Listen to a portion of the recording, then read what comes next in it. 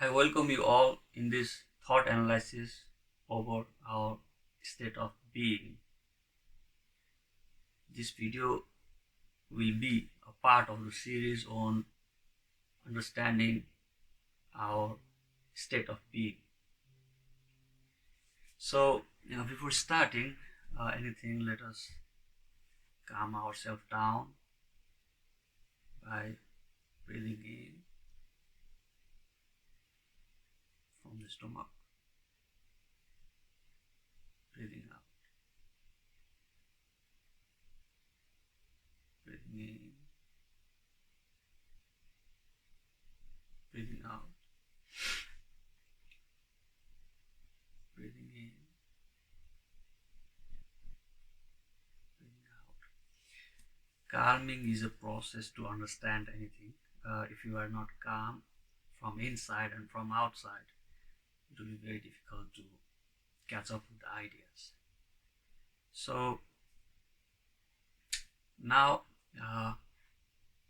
as we go with our life, we wake up in the morning, we have a urge to eat, maybe we are hungry, or in the first stand when we open our eyes, we see a new day in making. And then finally, as the day goes on, we do a lot of activities. Some are associated with our ego, with our attachment. Some of them are attached with our experiences, or even the information that we have been taking over from the generation to generation, or we can also say the past lives information.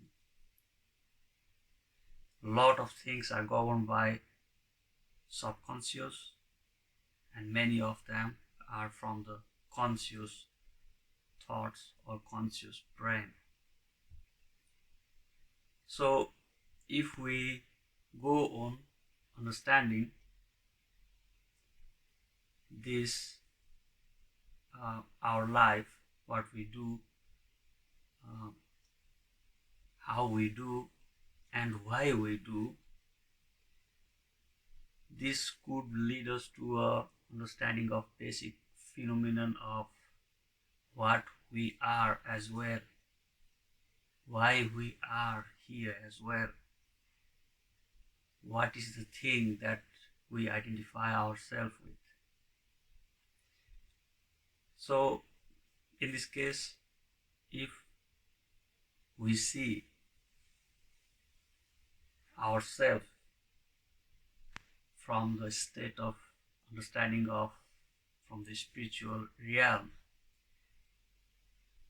what we are, then we basically can find at least two different beings. The outer being, generally what I call the outer being, and the inner being.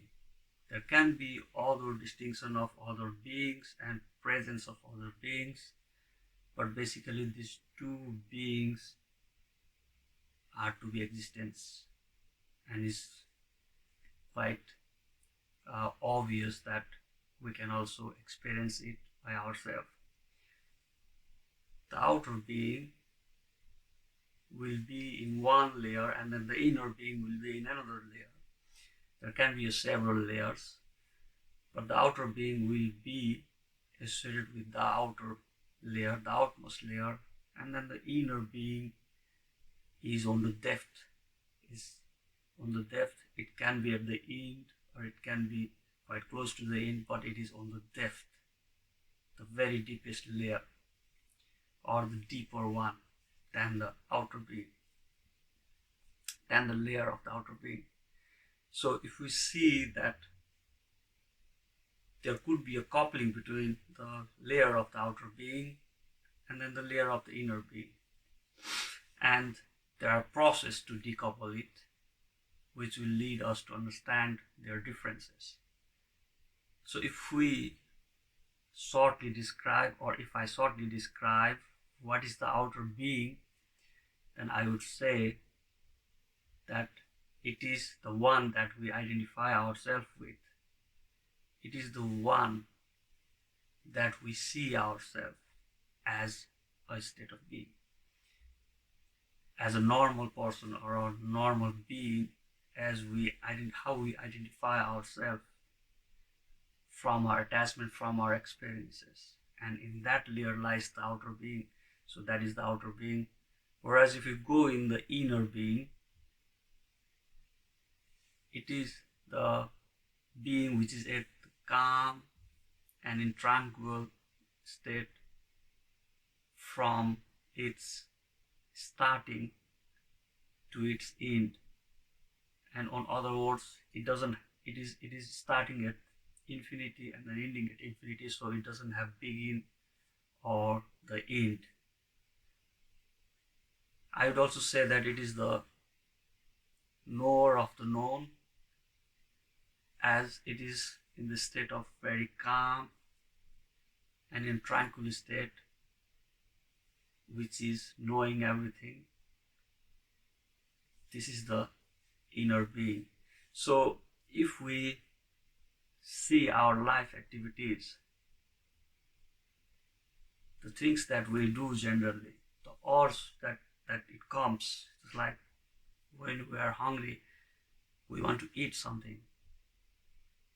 Who is this? Which being is the one leading you to eat something or directing you that you have a hunger? Who is this who is analyzing the future perspective of our being and then making us anxious and bringing the fear? Who is this who takes out from the calm meditative state and tells us to run around and around of sorts of something which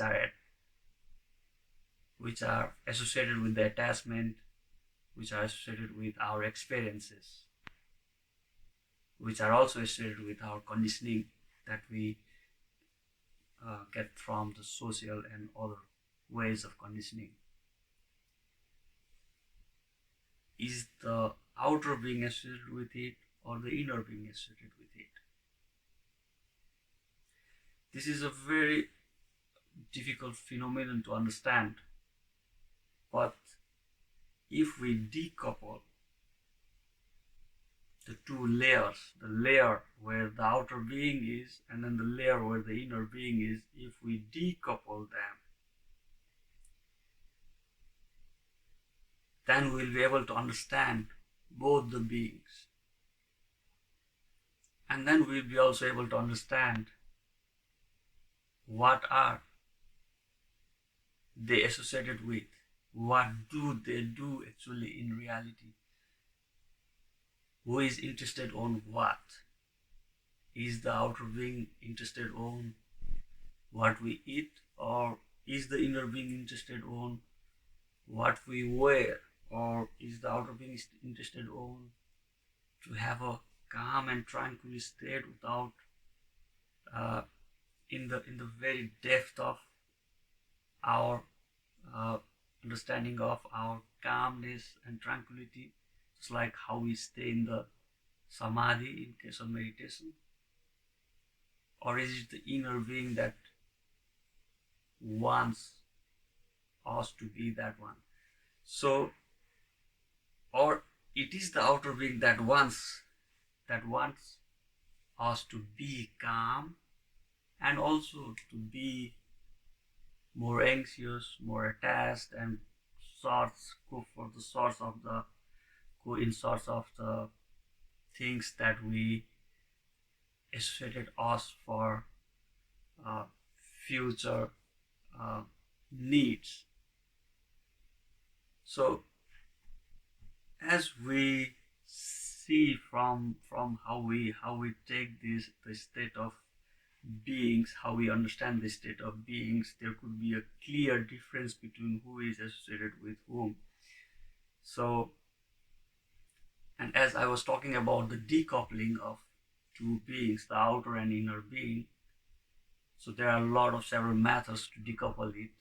a very simply saying is very simple way is to understand through the meditation, and we can also decouple very clearly these two layers and understand these two beings separately from the deep meditative state.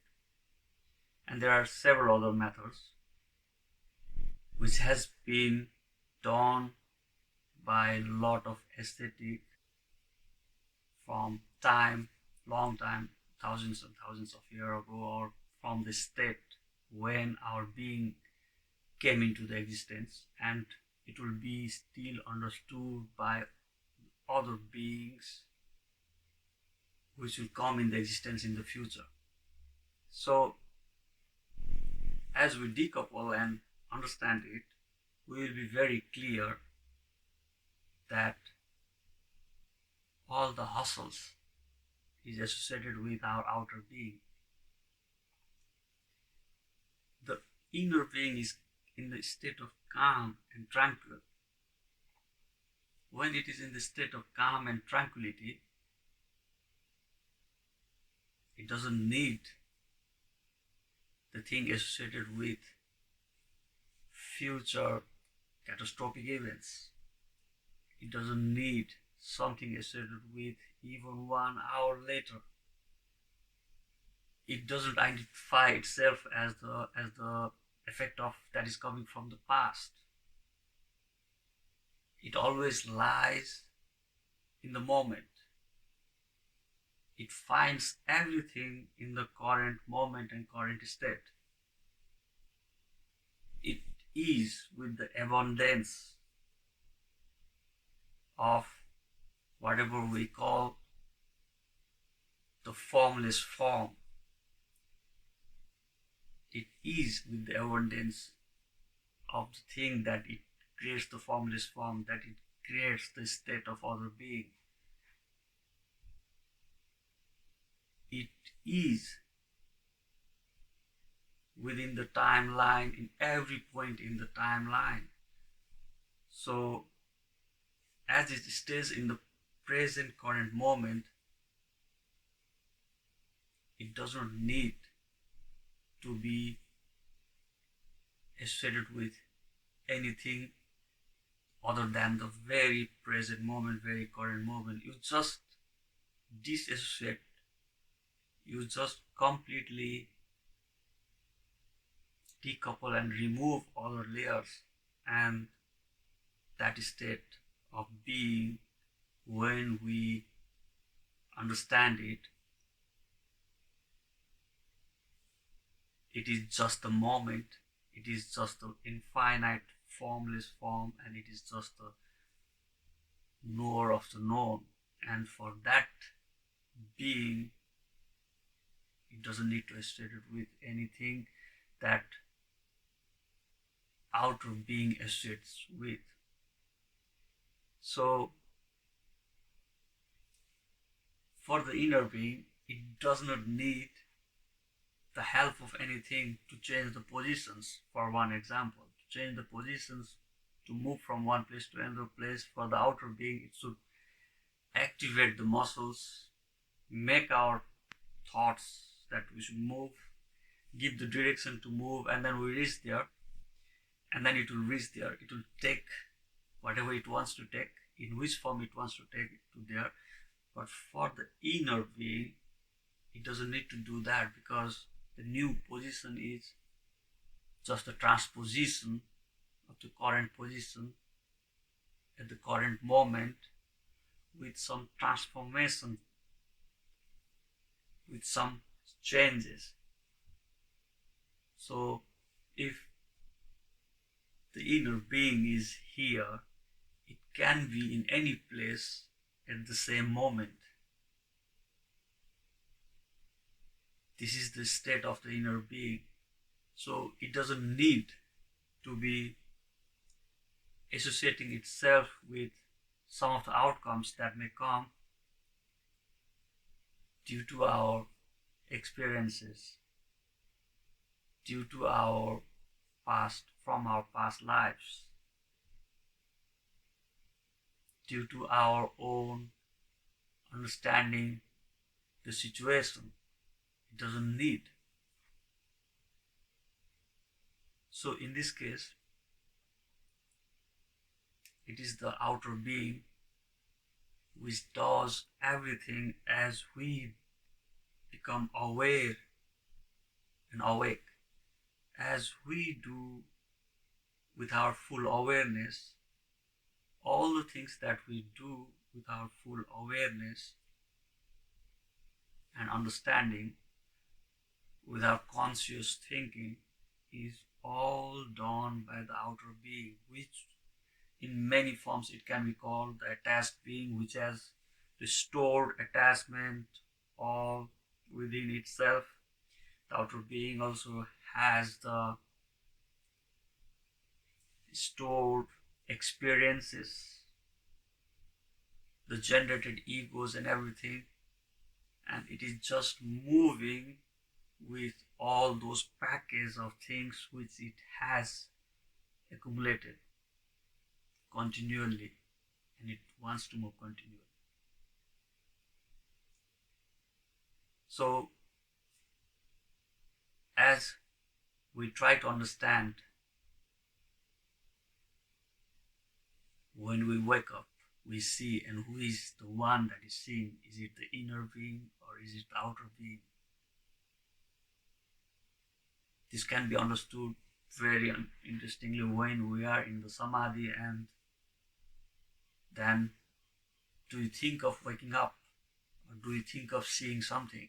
No, we don't think of seeing something because it doesn't matter. In the state of samadhi, where there is nothing, where there is no present, no past, it doesn't matter. And then the inner being in this state of samadhi, from the beginning, from the infinity to the infinity again. For it doesn't matter the position, it doesn't matter our experiences, our past lives, anything. It just is as it is at the current moment.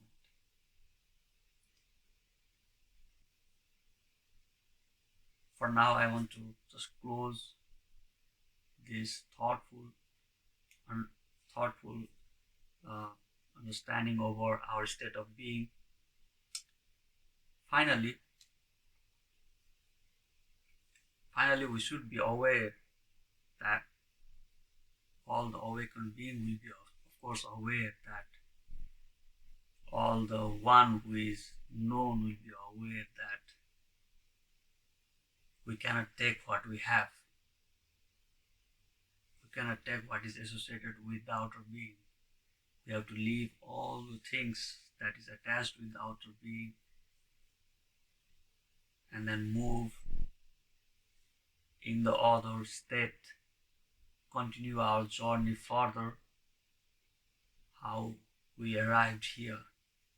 So accumulating of anything doesn't make any sense if you are awakened, if you are known, if you are aware. For that, I just recommend to give, donate, help, do any charity or anything anywhere you want. So I wish you peace and tranquility in the current state of being.